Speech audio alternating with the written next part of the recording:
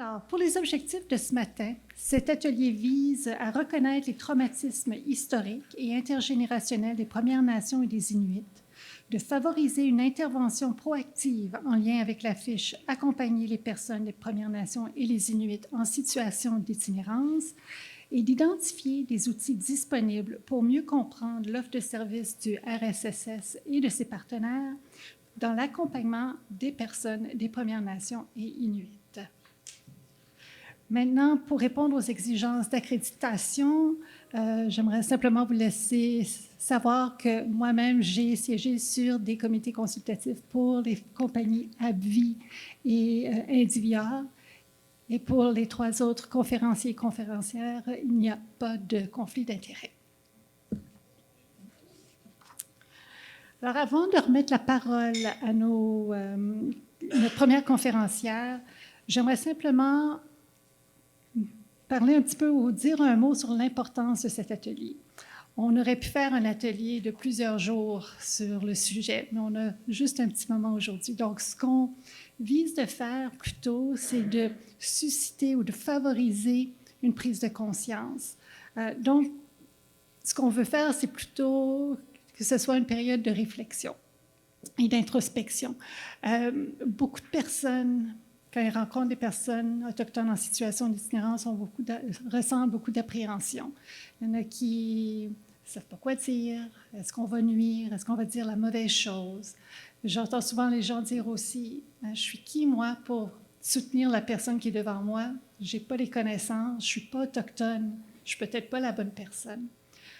Alors, justement, c'est légitime d'avoir ces appréhensions-là, ces craintes, mais il ne faut pas rester figé là-dedans. Il faut justement se mobiliser pour en apprendre davantage, pour devenir plus à l'aise et changer notre approche. Puis je pense que justement, on est tous ici pour ça aujourd'hui. Alors, sans plus tarder, j'aimerais remettre la parole à notre première conférencière, Rachel Benoît. Merci.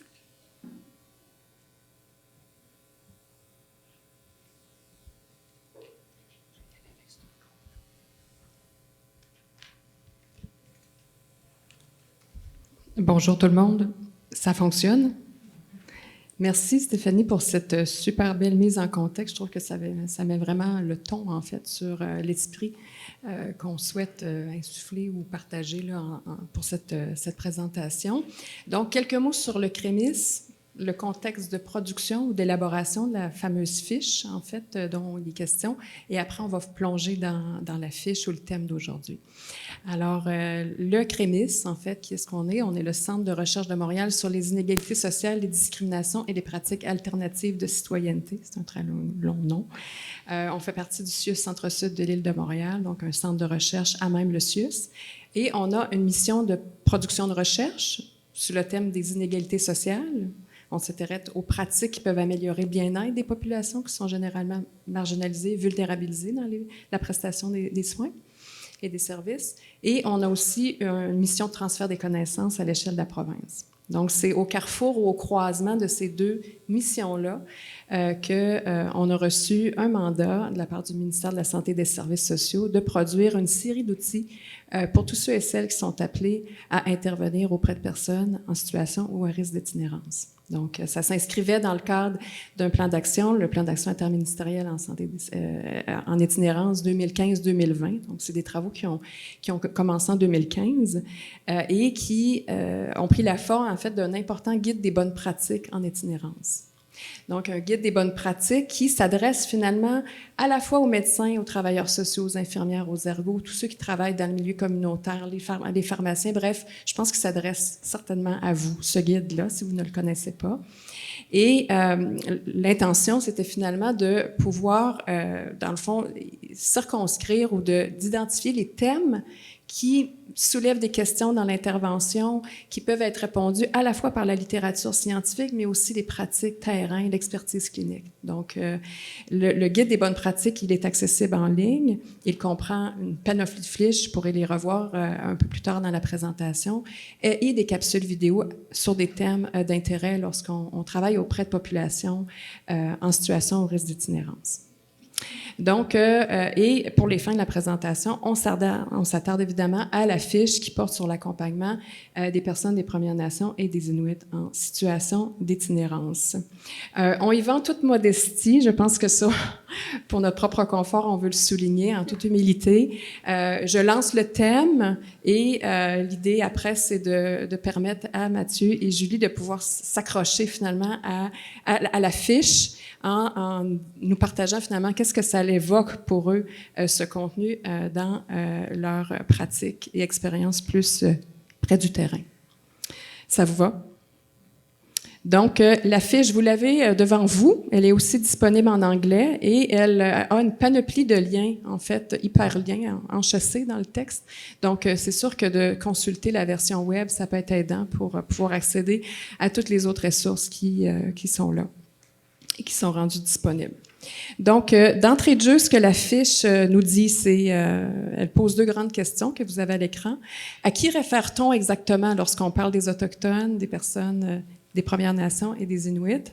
Et la deuxième question, c'est quelle est la responsabilité du réseau à leur égard? Donc, très rapidement, ce qu'on situe, en fait, dans la fiche, c'est le lexique de base, en fait. Et ce qu'on nous dit finalement, c'est qu'il n'existe pas qu'une seule culture autochtone au Québec, que les Inuits, les 10 Premières Nations, c'est un groupe éminemment hétérogène, qu'il y a des ancrages territoriaux variés. Certains vont s'identifier, vont avoir une vie beaucoup plus urbaine, d'autres en régions éloignées, des territoires en communauté. Certains vont parler anglais, français, des langues autochtones. Bref, certains vont avoir aussi une appartenance plus fine, une appartenance plus étroite à l'univers autochtone, alors que pour d'autres, une distance est de mise. Donc, appréhender ou être en contact finalement avec une personne qui s'identifie Première Nation, Inuit, c'est évidemment de le penser en termes de la culture n'est pas homogène, n'est pas statique et ça nécessite finalement de prendre en compte la trajectoire ou l'individualité ou la singularité de chaque personne. À la deuxième question, quelle est la responsabilité du réseau? Bien, noir sur blanc, en fait, ce que la fiche nous informe, c'est que les personnes des Premières Nations et des Inuits ont accès à tous les services offerts par le réseau de la santé et des services sociaux. Ils peuvent obtenir la carte d'assurance maladie du Québec. Maintenant, les spécificités de l'administration de la prestation des soins peuvent impliquer quelques démarches additionnelles pour les professionnels de la santé et des services sociaux. On ne va pas rentrer là-dedans pour l'instant, mais encore là, la fiche peut vous pister. Ceux et celles qui pourraient être appelés à travailler en communauté autochtone, les modalités en fait de prestation des soins peuvent varier aussi selon la nature en fait des ententes qui ont été conclues entre les gouvernements provinciaux, le gouvernement palier provincial et fédéral. Donc, on pourrait en parler plus longtemps. Il y a des spécificités, des nuances par rapport à l'administration de tout ça ou la façon de le vivre dans votre pratique, mais je vous invite à regarder le guide, la fiche en question pour en savoir plus. Donc, par la suite, il y a 3 grandes pratiques qui sont explorées dans la fiche, donc je les lis en rafale. Offrir un environnement relationnel culturellement sécuritaire, adapter ses interventions aux besoins et aux réalités des Premières Nations, des Inuits en situation d'itinérance et finalement entamer les démarches administratives nécessaires à l'obtention des soins et des services. Quelques idées idées fortes, en fait, que je souhaite ramener, sans nécessairement le ventiler de manière très fine, ces pratiques, en fait, qui amènent à une panoplie de stratégies d'intervention plus précises, en fait. En filigrane de tout ça, ce qui ressort, en fait, c'est évidemment que toutes les bonnes pratiques qui sont répertoriées en matière d'accueil, de développer un lien de confiance pour toute personne en situation d'itinérance, elles sont tout aussi de mise pour les personnes des Premières Nations et les Inuits. C'est pas plus différent. Sauf que c'est vrai qu'il y a peut-être une sensibilité particulière à y avoir. Puisque, et c'est documenté par la littérature, par l'écoute d'à peu près tous les professionnels, des intervenants, c'est que le non-recours au service, La crainte d'être jugé, la crainte de vivre la discrimination, le fait d'avoir peur d'être mal compris ou même avoir le sentiment d'être mal informé par rapport à l'organisation des services, elle est encore plus saillante, plus fine chez les Premières Nations et les Inuits. Donc, ça l'appelle finalement à une posture d'ouverture, à une capacité à se remettre en question, à prendre le temps finalement d'établir la relation. La fiche nous amène dans plein de directions possibles. C'est une occasion finalement à réfléchir à vos propres biais, à nos propres biais inconscients.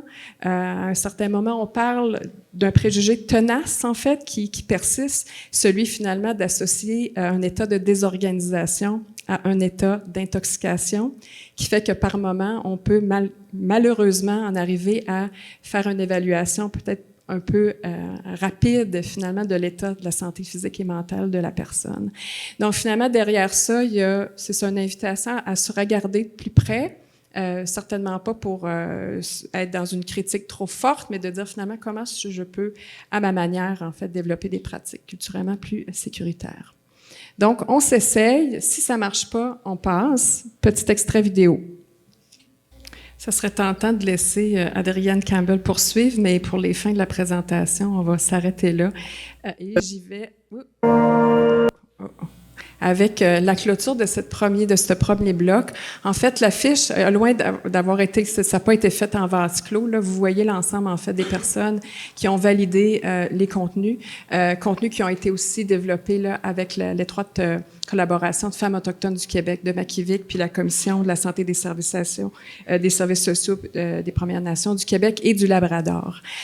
Donc, je vais, sur ce, laisser la parole à Mathieu, en fait, qui va poursuivre et par la suite, Julie enchaînera. Et en fin de parcours, je pourrais en fait prendre quelques minutes pour placer de manière un peu plus aérienne, en fait, les autres contenus développés dans le Guide des bonnes pratiques en itinérance, puisque ça pourrait évidemment être d'intérêt pour vous.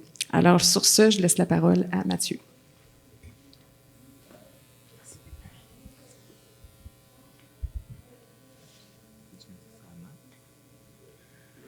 Koikoi Casino, Mathieu Nteshin-Kashin. Bonjour tout le monde, je m'appelle Mathieu, je suis originaire de Masitoyage, qui est la communauté Innu au Lac-Saint-Jean. On l'appelait le Pointe Bleue à l'époque.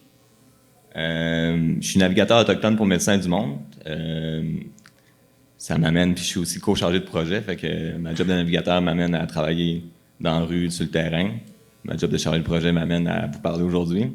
J'avouerais que des fois, je suis pas mal plus à l'aise à travailler sur le terrain qu'à parler en public, mais les deux choses sont vraiment importantes. Pour commencer, je voudrais vous remercier. Tantôt, j'étais arrivé, j'étais un peu stressé, puis je regardais tout le monde qui était ici, puis je vous remercie d'avoir un intérêt. Pour moi, c'est quelque chose qui est vraiment important, puis qui me donne beaucoup d'espoir pour ce qu'on fait, parce que l'intérêt, c'est un peu la base de tout, hein, fait que le fait que vous êtes ici à nous écouter, que l'organisation aussi me donne la place pour prendre parole aussi, c'est un privilège pour moi, fait que je vous remercie beaucoup.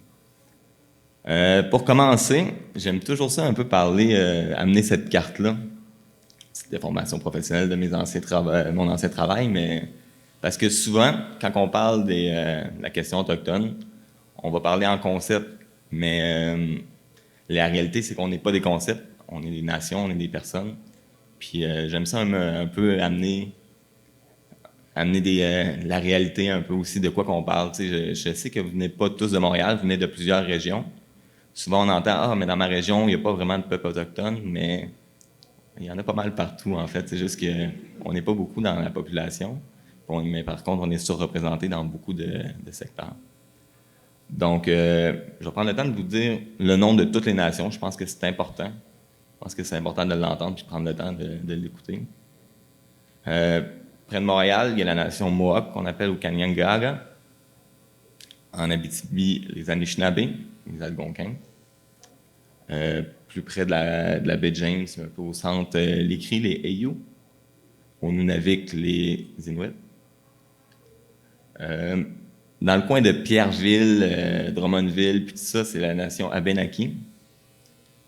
Il y a la nation Malécite aussi, qui est un peu en direction quand on continue vers la Gaspésie. La Gaspésie, on a les Micmacs. Dans le centre, il y a une nation qui s'appelle les Inuits. Celle-là, je la connais un petit peu plus. Puis, est-ce que j'ai oublié quelqu'un? Naskapi, oui, vraiment important, les Naskapi. Je vous invite, si vous avez la chance, si vous avez l'intérêt, à aller voir les manteaux Naskapi. C'est un chef-d'œuvre, pas vrai. Puis, c'est important de prendre le temps de parler des nations. J'ai pas dit les Atikamekw en plus. Ouf. Je pense que j'aurais bien des amis Atikamekw qui m'en voudraient un petit peu parce que les Inuits de Mastéache, on est très proches des Atikamekw, autant culturellement que géographiquement parlant. T'sais. Puis cette carte-là est quand même intéressante. 2016 est quand même plus ou moins récente, mais la méconnaissance de nos cultures, de nos nations est vraiment, c'est vraiment important. Là, il y a peut-être 50 ans, les Atikamekw, on les appelait les Inuits. Les Naskapi aussi, on les appelait les Inuits. T'sais. Donc, de faire une différenciation, puis de prendre le temps d'écouter aussi toute la nuance, puis toute la diversité, puis la beauté de cette diversité-là, c'est vraiment important. Je voudrais vous parler, avant de commencer, d'un texte qui existe, qui s'appelle « La loi sur les Indiens ». Avez-vous déjà lu ça? J'ai déjà fait ça, moi aussi. C'est pas l'exercice le plus fun. Mais je pense que c'est important qu'on l'adresse par rapport à pourquoi on se rencontre aujourd'hui, parce que la loi sur les Indiens, ceux qui sont moins à l'aise avec ce texte-là, c'est une loi qui a été créée, qui est encore en vigueur aujourd'hui, qui visait à assimiler les gens. Puis assimiler les gens, c'était de faire de nous des allochtones. T'sais. Puis à l'époque, il y avait plein de façons qu'on pouvait perdre notre titre aborigène, soit en renonçant, soit en se faisant enlever carrément, soit en ayant un diplôme, un doctorat, on perdait notre titre aborigène. Puis il y a eu une pression qui date pas de 500 ans, là, qui est quand même vraiment récente, qui est encore actuelle, pour normaliser notre identité. Puis je pense que c'est important de se remettre en question, puis pas de se remettre en question, mais d'avoir cette vision-là un petit peu aussi quand on apporte un soin, qu'il y a cet historique-là aussi, puis cet héritage-là qui est encore présent, puis qu'il faut quand même avoir une petite pensée pour ça. Puis également les pensionnats. Même vous avez entendu parler des pensionnats. Quand j'étais plus jeune, on n'en entendait pas parler. C'est assez récent là, qu'on a commencé à vraiment mettre ça de l'avant. Mais les pensionnats, c'est pas quelque chose qui est arrivé il y a 200 ans. Là, c'est arrivé à la génération de mes parents, c'est arrivé à ma mère. T'sais. Donc, toujours avoir en tête aussi que ce traumatisme-là, que le pensionnat était un peu la même chose. Il voulait nous tuer l'Indien en nous. C'est comme ça qu'il disait. Puis, dans notre approche de soins, il faut avoir quand même cette sensibilité-là de savoir que c'est arrivé hier. Puis que nous, on est les premières générations qui descendent de ce traumatisme-là. Donc, de toujours avoir une petite pensée pour ça. Mais on en parlera plus tard un petit peu. J'ai d'autres choses à dire. Je vous remercie.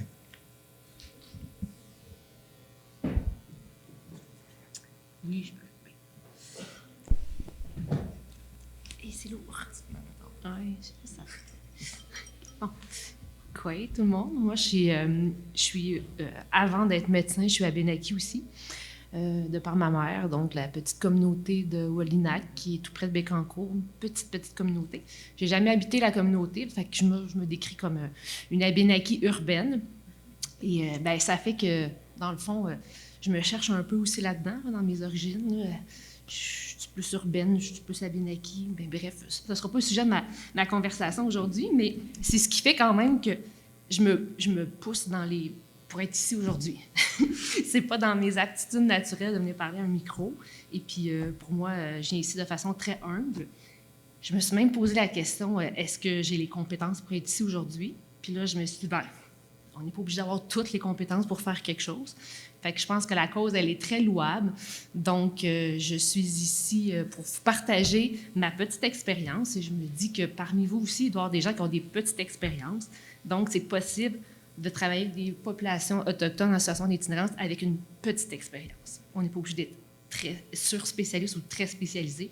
On peut le faire. Il faut se lancer. Alors voilà, je me lance. Ça, c'est une photo que j'ai prise moi-même. J'ai hésité à la mettre là, parce que j'avais comme pas l'autorisation de la personne qu'on voit dessus, mais je pense que la confidentialité est quand même préservée.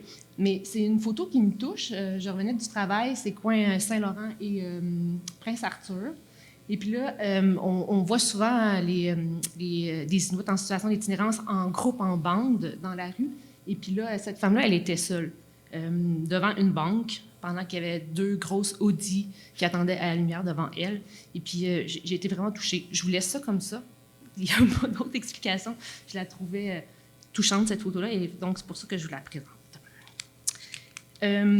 Moi, dans le fond, aujourd'hui, là, ce que je veux faire, c'est un petit cours plus théorique, là, je vais dire, mais pas trop, mais un petit peu. Juste pour vous rappeler un peu des concepts de base. Hein. Comme disait Mathieu tantôt, plusieurs personnes pensent qu'il n'y a pas de personnes dans leur entourage en situation d'itinérance ou dans leur pratique ou d'autochtones, parce qu'il y a différents types d'itinérance.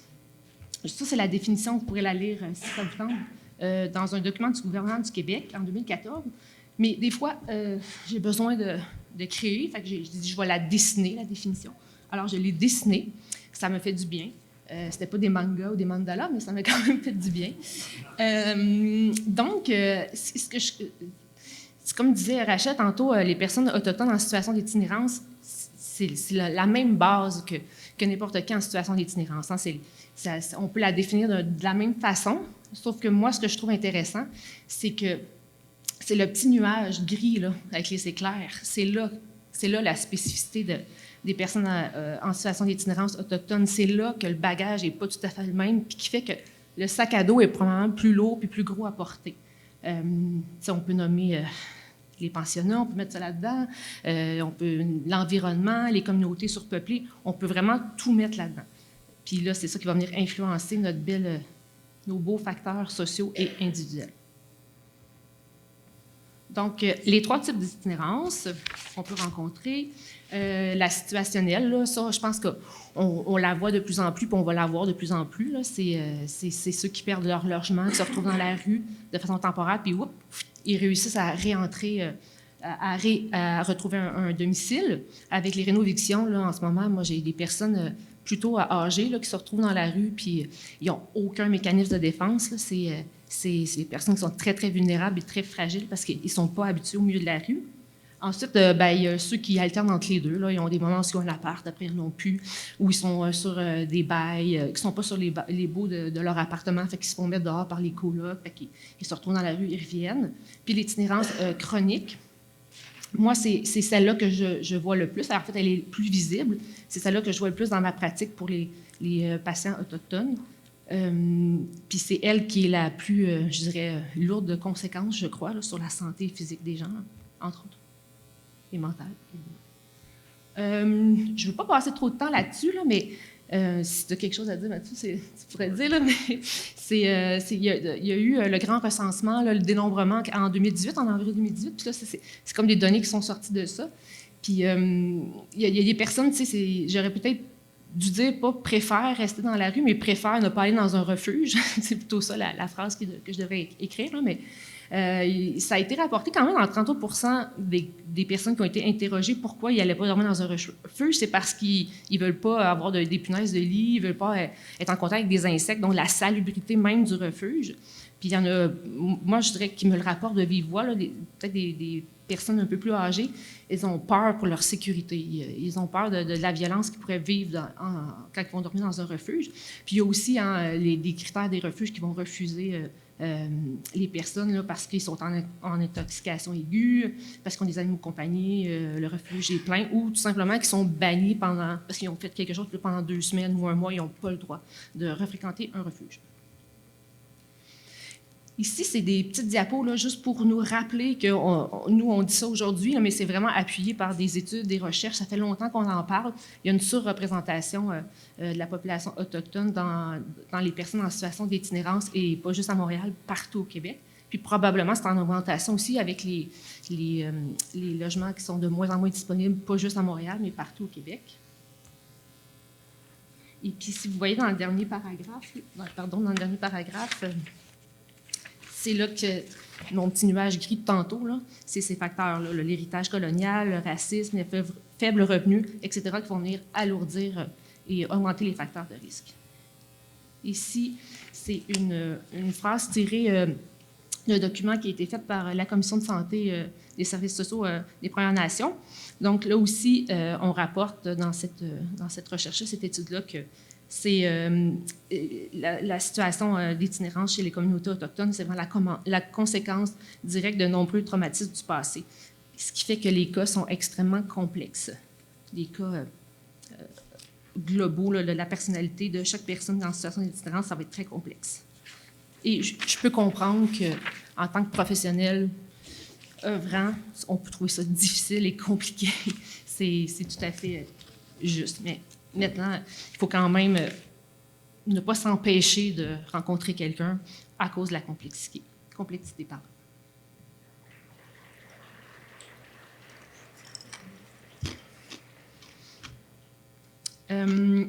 Ce qui rend aussi d'une grande complexité là, quand on est vraiment sur le terrain, là, c'est que surtout les populations inuites, là, elles vont vivre en communauté dans la rue. Donc, c'est comme si on voulait aider une personne, on dit « Ah, ben je t'ai trouvé, je sais pas, un appartement, un endroit où habiter », mais la personne, elle ne voudra pas nécessairement se séparer de ses amis, sa famille, parce qu'ils sont en communauté. Ils ont recréé une communauté dans la rue. Puis ça, c'est beaucoup ce que moi, je vois à Montréal. Sinon, il y a l'itinérance cachée aussi, là, qu'on peut peut-être plus voir en région moins urbaine, là, moins centrale. Donc, c'est ceux-là, c'est ces personnes-là que vous allez peut-être manquer, puis vous allez dire, moi, il n'y en a pas dans mon coin des personnes autochtones en situation d'itinérance, alors que les gens vont vivre dans des logements ou des maisons insalubres, surpeuplées, où est-ce qu'ils peuvent être mis à la porte n'importe quand parce qu'ils n'ont pas signé de bail, etc.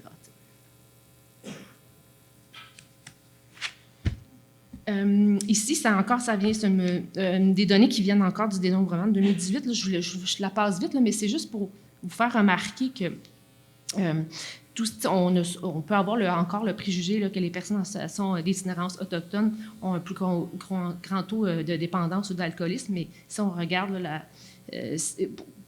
au niveau des dépendances, là, c'est les non-autochtones, c'est 28 autochtones, 21 fait que c'est même plus bas.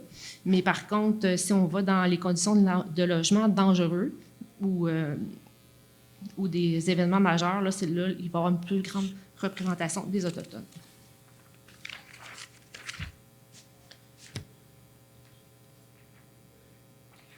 Ça, c'est tiré d'aucune étude. C'est ce que moi et mes collègues de travail, on a pu voir sur le terrain. Là.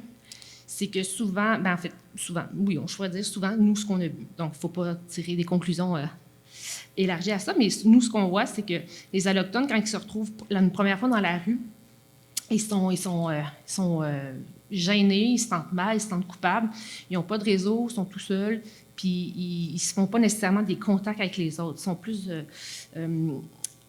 isolés, en fait, c'est le bon mot, isolés, tandis que des Autochtones, encore une fois, plus la population inuite, mais ils retrouvent une communauté. Ils connaissent déjà des gens qui sont dans la rue, puis qui viennent leur rejoindre, puis même si ils connaissent personne dans le réseau, il va y avoir, dans la communauté dans la rue, il va y avoir une espèce d'accueil instantané, un peu comme un Québécois qui va rencontrer un autre Québécois en Thaïlande, puis ils vont faire « Hey, salut! » Mais si c'était vu au centre Laval, ils ne se seraient jamais parlé. C'est un peu le même principe. Mais ça a un certain effet protecteur, mais ça a aussi un certain effet de rester dans la rue, avec sa communauté.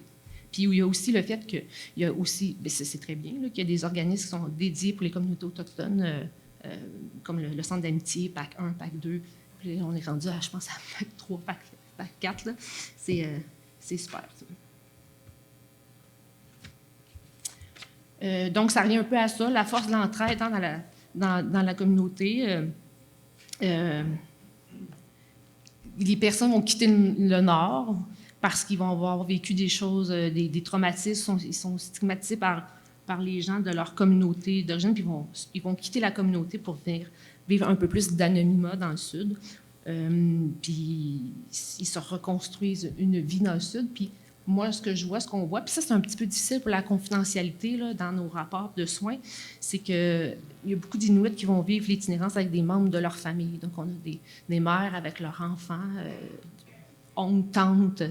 Souvent, quand les noms de famille, c'est les mêmes, c'est parce que c'est vraiment les personnes de la même famille. Là. C'est pas comme les Tremblay. Voilà pour ça, mais il faut ouais, je ne veux pas trop prendre de temps. Donc, oui, j'ai du temps. Est-ce qu'on partage à deux le temps? Ça, je sais pas.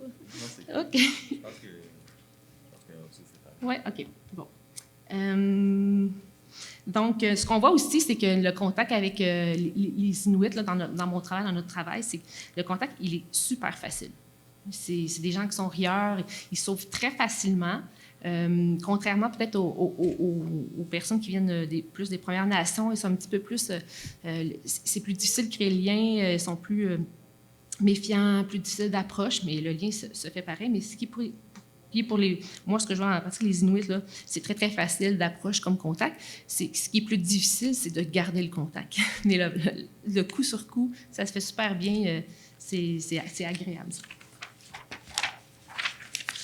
Donc, un petit conseil, là, je pense qu'on c'est quelque chose que vous savez tous, là, c'est pour s'aider, parce que ça peut être compliqué, ça peut être difficile, il faut aller chercher de l'aide, il ne faut pas rester seul, c'est pas une pratique qui peut se faire toute seule. Moi, travailler toute seule, j'y arriverais pas, là, pour toute la charge que ça peut être, autant mentale que la charge de travail comme telle. Fait qu'il faut aller chercher de l'aide, puis il faut aller chercher de l'aide de qui? Bien, de tout le monde qui sont disponibles, que ce soit le communautaire, comme avec Médecins du monde, les intervenants dans les ressources. Il faut vraiment aller parler aux gens puis créer des liens, puis des liens avec tout le monde, le plus de monde possible pour pouvoir s'aider et s'épauler. Puis là, c'est plus, mettons, côté médical, peut-être infirmier, tout ça, mais quand on donne un rendez-vous, on ne donne pas un rendez-vous de 15 minutes. Hein, c'est des rendez-vous où il faut avoir du temps. Je sais que ce n'est pas tous les milieux de pratique où est-ce qu'on a ce luxe-là, je dirais, du temps, mais il faut se laisser du temps, sinon on devient frustré parce qu'on n'a jamais assez de temps. Puis quand on n'a pas de temps, on veut que ça roule, puis c'est difficile de créer un contact, puis les gens vont se sentir pressés, ils vont se sentir rejetés, ils ne vont pas vivre une bonne expérience, nous non plus d'ailleurs, et puis ça va faire que peut-être même la rencontre, elle va avoir rien donné. T'sais. Fait qu'on va donner un certain nombre X de temps qui n'a rien donné, fait que c'est une perte de temps. Donc, la patience, l'accueil, le non-jugement, l'écoute, collaborer, s'intéresser, comme on disait tantôt, laisser de la place au silence. Hein? On a de la misère avec ça, les silences, des fois, hein? Mais ça fait partie d'une discussion, les silences. Il ne faut jamais l'oublier. Il ne faut jamais oublier que les personnes aussi qui sont devant nous ne sont pas nécessairement francophones ni anglophones et qu'ils doivent faire dans leur tête une certaine traduction et après retraduire pour vous dire ce qu'ils ont à dire. Fait qu'il faut laisser le temps. Mon message clé, c'est le temps.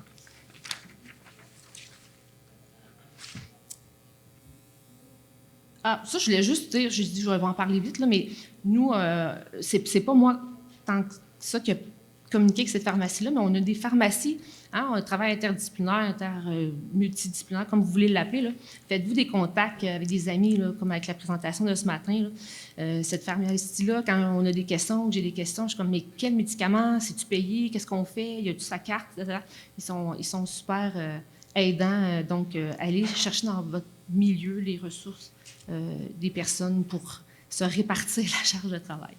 Puis ici, c'est juste une petite diapo pour vous démontrer que je ne rentrais pas dedans, mais quelqu'un qui est dans le processus RAMQ, puis quelqu'un qui est dans le processus des soins de services non assurés qui est couvert par le fédéral, on peut juste voir qu'il y a une différence de complexité. Voilà. J'ai fini.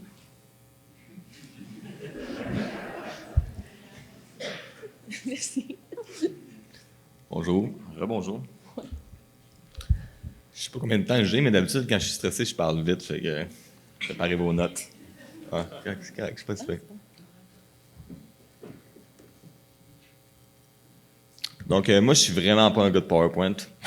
Moi, faire le PowerPoint, c'est la partie la plus difficile de tout le travail. T'sais. Je suis un gars qui parle beaucoup, en fait. Mais j'avais quand même des points que je voulais vraiment aborder. Puis faire un peu des liens avec moi, le travail, qu'est-ce que je fais quand je travaille dans la rue, puis quand je travaille avec les gens. J'ai marqué barrières systémiques, mais l'idée, ça serait peut-être aussi de dire des barrières d'accès.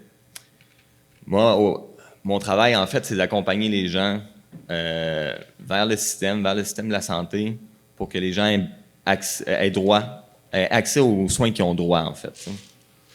Puis dans toutes ces aventures-là, il m'arrive vraiment souvent de me retrouver avec des barrières d'accès. Premièrement, c'est sûr que l'expérience traumatique, on en a parlé un petit peu tantôt, toute la charge historique qu'il y a en arrière des soins de santé, en arrière des expériences des gens, est une grosse barrière d'accès, en fait, pour aller vers les soins. Souvent, les gens, quand on va aller vers les soins, on va être rendu pas mal surtout quand nous, on est rendu là, on est pas mal à la dernière ligne, mettons, tu sais, que c'est un soin qui est quand même urgent.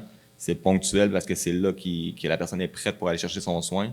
Fait qu'on est tout le temps en train de un peu essayer de trouver des chemins d'accès pour justement... tantôt, quelqu'un parlait de le chemin du guerrier. J'ai trouvé ça quand même intéressant comme terme. Là, puis on le vit vraiment beaucoup, nous autres, le parcours d'accès aux soins pour une personne qui est en itinérance autochtone est vraiment particulièrement complexe. Mettons, on regarderait le système Clic Santé. C'est vraiment... on essaye des fois, mais c'est vraiment compliqué quand tu es avec une personne en itinérance. L'environnement parfois menaçant. C'est important que quand quelqu'un va chercher des soins, que la personne sente qu'elle ne vivra pas du racisme, qu'elle ne vivra pas une discrimination. Quand on pense à ce qui est arrivé à Joyce Echaquan, dans nos communautés, nous, on savait que ça arrivait. T'sais. Ça n'a pas été une surprise parce que on savait que ça existait, puis ça a comme pris un enregistrement pour que on s'en rende compte que ça arrivait. Des histoires de disparition d'enfants, il en pleut dans nos communautés. T'sais. Fait que de sentir, souvent quand on va arriver dans un milieu de soins, ce qu'on perçoit, moi, en tant que navigateur, c'est que je vais être avec la personne contre le système. T'sais. C'est quelque chose qui ne devrait pas arriver. On va chercher le soin, puis on fait le parcours du combattant. On va chercher le soin, on va se battre pour avoir le soin. Fait que, puis, je dis pas ça en accusation ou quoi que ce soit. C'est juste que la structure, comment elle est faite, j'en parle un petit peu quand je parle de rigidité du système. Le système est fait d'une façon qui est vraiment rigide, puis est vraiment fait pour un peu normaliser les cas. T'sais. Puis c'est vraiment difficile, dans un contexte avec autant de bagages historiques, d'entrer dans cette rigidité du système-là. Fait que j'appelle à la souplesse. Barrière de langue, c'est important d'en parler. Il y a une barrière de langue vraiment que la personne ne comprend pas la langue. Je vous invite, peu importe votre milieu où vous êtes, de prendre contact avec soit les organismes autochtones de votre région, les conseils de bande, les centres de santé dans les communautés, pour essayer d'aller chercher un soutien dans ça aussi, puis d'avoir une meilleure communication. Mais ça, j'aimerais quand même nuancer de faire attention beaucoup à la confidentialité. Nos communautés, c'est des communautés quand même petites chez nous. Je connais tout le monde me connaît. Les gens qui travaillent dans le système de santé dans ma communauté me connaissent. Fait que souvent, on va avoir tendance à vouloir dire beaucoup parce qu'on a l'impression que ça va faire que le soin arrive plus vite, le soin est plus efficace, mais d'avoir quand même une petite pensée pour la confidentialité. Puis un truc pour ça, c'est de demander à la personne. Ça, c'est vraiment un bon truc. Est-ce que ça te dérange si j'en parle à telle personne? Est-ce que ça te dérange? C'est vraiment important de valider ça parce que les impacts pour la personne peuvent être vraiment grands, vraiment plus grands qu'on pense. Puis, je retourne avec la barrière de langue. La barrière de langue aussi n'est pas juste parler culturelle aussi. Il y a une langue culturelle, une langue non-verbale, une façon de faire qui peut être vraiment différente. Puis ça m'amènerait un petit peu avec l'incompatibilité des visions de la santé. Moi, dans le fond, avant d'être intervenant avec Médecins du Monde, j'ai travaillé un petit peu en santé, mais c'était pas le même genre de santé qu'on parle aujourd'hui. Moi, je travaillais au Parc Sacré à Mastheuhache, puis notre mandat là-bas, c'était de faire le recensement des plantes médicinales. Puis à l'époque, tantôt, on en parlait un petit peu que nos parcours sont quand même assez individuels. Moi, en ayant grandi à Mastheuhache, puis en étant un Innu, à cette époque-là, puis moi, je me considère une autochtone urbaine, moi, je me considère un Innu de réserve, tu sais, parce que on a le territoire qui était comme un imaginaire vraiment fort, mais notre réalité était vraiment plus dans la communauté, tu sais. Puis j'ai eu la chance de me faire inviter à travailler un peu, je n'expliquerai pas tout ça, ça va être long, mais à travailler avec les plantes médicinales pour un projet qui m'intéressait. Puis en travaillant avec les plantes médicinales, en allant dans le territoire avec les aînés, j'ai appris, j'ai été privilégié d'apprendre ça, c'était quoi la santé pour nous, t'sais. C'était quoi la médecine pour nous. Puis je me rendais compte que la médecine pour nous, c'était tellement plus vaste. Aujourd'hui, je pense qu'il y a un mot pour ça, c'est holistique. Mais je n'aime pas ce mot-là, je ne sais pas pourquoi, ça n'a pas rapport à ce que c'est. Ça fait goût. Ouais, en tout cas. Mais avec les aînés, ils m'expliquaient que quand on allait chercher la plante dans le territoire, quand on l'accueillait, quand on remerciait, c'était ça aussi la santé, c'était ça aussi la médecine. Que la médecine ne fait pas. C'était pas juste de prendre quelque chose, c'était de prendre l'ensemble. Toute la démarche faisait partie de la guérison. Puis je pense que c'est important aussi de penser à ça aussi quand on nous donne des soins. Que la personne vienne parfois juste qu'à la clinique, on ne sait pas à quel point c'est une démarche de guérison qui est en train de se produire, même s'il n'y a pas grand-chose qui en ressort. Ou même si la personne ne se représente pas la prochaine fois. On va changer de slide, je suis tanné de celle-là. L'intervention. J'adore le document qui est fourni avec la présentation. Je vous invite vraiment à le consulter. Parce que ce que j'aimais dans le document beaucoup, c'est qu'il y avait une nuance. La nuance est vraiment, vraiment importante parce que il y a beaucoup d'individus, puis leur parcours, leur identité est vraiment différente.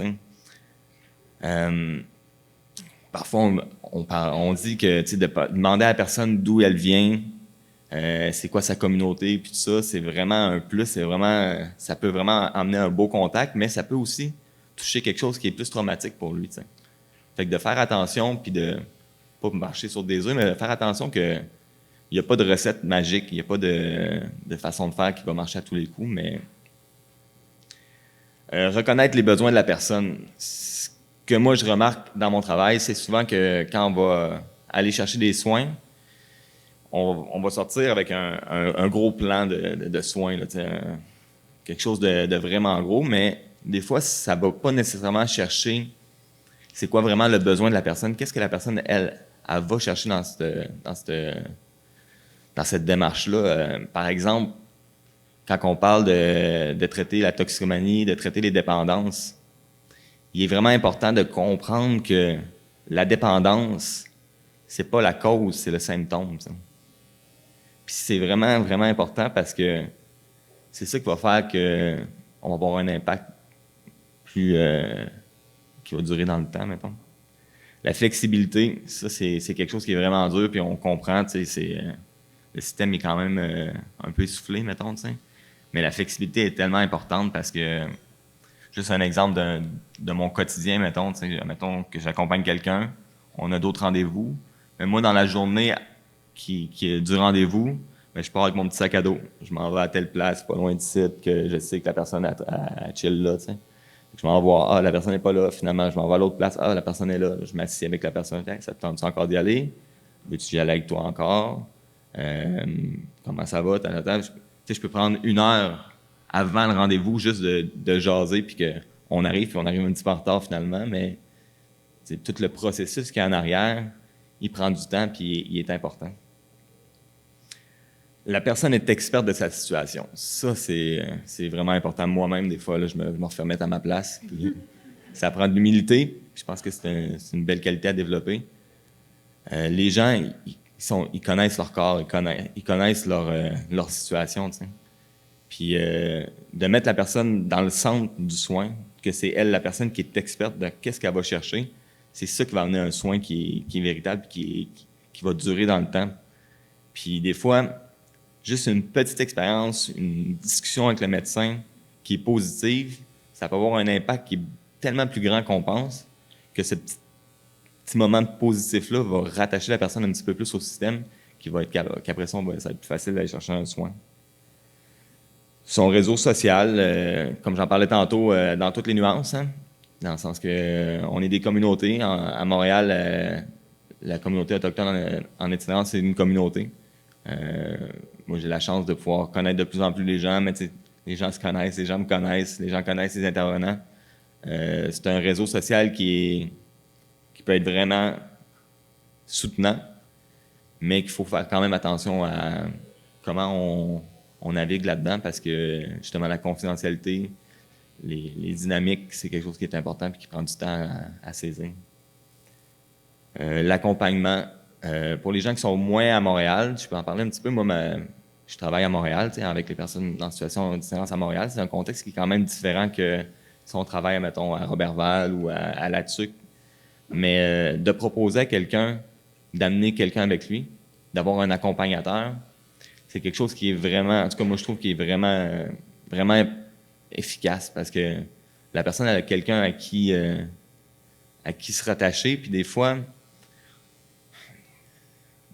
juste d'avoir quelqu'un qui dit à côté « Hey, est-ce que tu es sûr que tu as bien compris? Peux-tu répéter? Es-tu sûr? » Juste cette petite différence-là va faire que la personne elle a vraiment compris et qu'elle n'a pas acquiescé pour être polie, t'sais. Puis s'adapter à la personne. Je pense que c'est pas pour rien que c'est le dernier. Quand je parlais tout à l'heure de tout le contexte colonial, en fait, qui existe et qui a existé, il faut, je sais que c'est pas facile dans tous nos domaines puis tout ça, mais il faut trouver des façons d'adapter nos soins, que ce soit par le soin de proximité, que ce soit par, comme je disais tantôt, prendre un petit peu plus de temps, accepter que quelqu'un ne se présente pas au rendez-vous parce que dans sa vie, peut-être qu'une journée, c'est comme une année. T'sais. Il peut se passer tellement de choses. T'sais.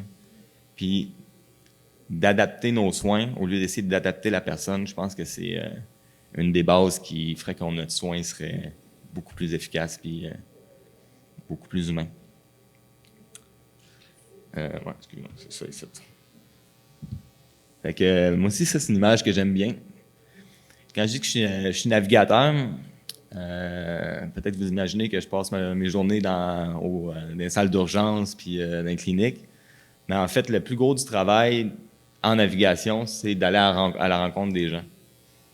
Parce que nous, la façon qu'on voit ça en Médecins du monde, c'est que pour avoir un accompagnement véritable et efficace, c'est qu'il faut qu'il y ait un lien de confiance, il faut qu'il y ait une relation avec la personne, qu'on se connaisse et qu'on ait confiance l'un dans l'autre. Fait que la plupart du temps de mes journées, je vais être dans la rue en train de parler avec les gens, en train de régler des petits soins mineurs, des choses comme ça, mais pour après ça, avoir un impact, un vrai impact dans la vie des gens. Puis j'ai le goût de vous raconter un petit peu ma journée d'hier.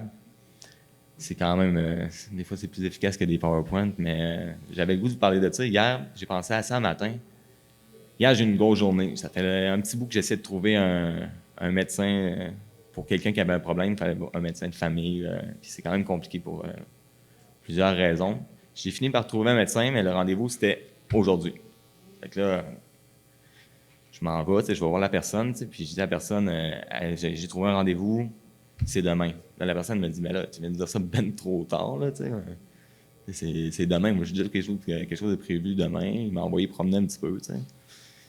Fait que là, j'étais comme, ouf, aïe aïe, tu sais. Mais d'un autre côté, comme je vous dis, l'unité, hein, je le prends pas personnel. Je comprends que c'est frustrant pour lui aussi, tu sais. Fait que là, je m'en vais, puis moi, je travaille beaucoup dans le secteur Square Cabot, puis dans l'Ouest, tu sais. Mais avant, j'avais passé beaucoup de temps à Milton Park. Puis à Milton Park, il y a une belle communauté d'intervenants qu'on a un petit endroit qu'on peut aller dîner ensemble. Fait que je me dis, je vais aller dîner avec le monde parce que j'ai besoin de parler, tu sais. Fait que je monte à Milton Park, en face de Open Door, puis je rencontre des gens que ça fait un petit bout que j'avais pas été, tu sais. La personne en itinérance, elle me voit, puis « Hey, ça fait tellement longtemps que je t'ai pas vu, je suis tellement content de te voir.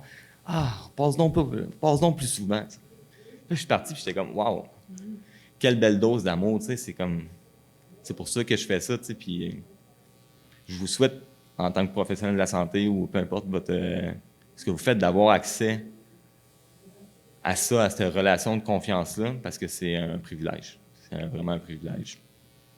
Je pense que je vais finir là-dessus.